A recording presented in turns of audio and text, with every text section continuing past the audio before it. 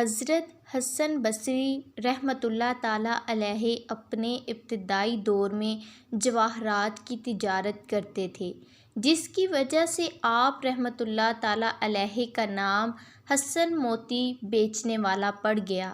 ایک مرتبہ آپ رحمۃ اللہ تعالیٰ علیہ تجارت کی غرض سے روم گئے، اور جب وہاں کے وزیر سے ملاقات کے لیے پہنچے تو وہ کہیں جانے کی تیاری میں تھا۔ اس نے آپ سے بھی چلنے کو کہا تو آپ اس کے ساتھ چل پڑے۔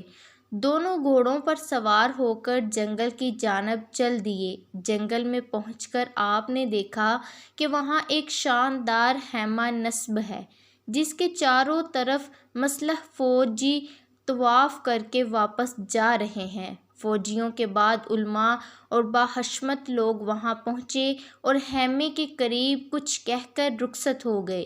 ان کے بعد حکماء اور منشی وغیرہ پہنچے اور وہ بھی کچھ کہہ کر چل دیے۔ اس کے بعد روبرو کنیزیں جواہر کے تھال سر پر رکھ کر آئیں اور کچھ کہہ کر چلی گئی۔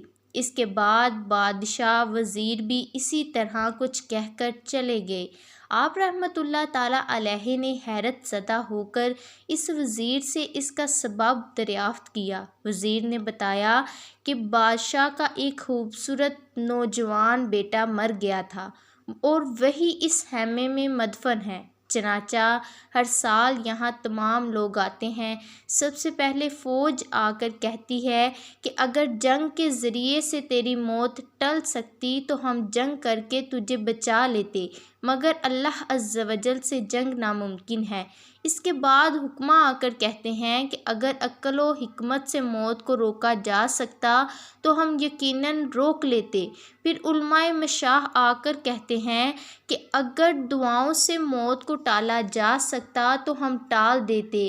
پھر حسین کنیزیں آ کر کہتی ہیں کہ اگر حسن و جمال سے موت کو ٹالا جا سکتا تو ہم اس کو ٹال دیتے۔ پھر بادشاہ اور وزراء آ کر کہتے ہیں کہ ہم نے حکماء و اتباع کے ذریعے بہت کوشش کی، لیکن تقدیر الہی کو کون مٹا سکتا ہے، اور اب آئندہ سال تک کے لیے تجھ پر ہمارا سلام ہو۔ یہ کہہ کر سب واپس چلے جاتے ہیں۔ حضرت حسن بصری فرماتے ہیں کہ اس واقعہ کو سن کر میں نے قسم کھائی کہ زندگی میں کبھی نہیں ہنسوں گا۔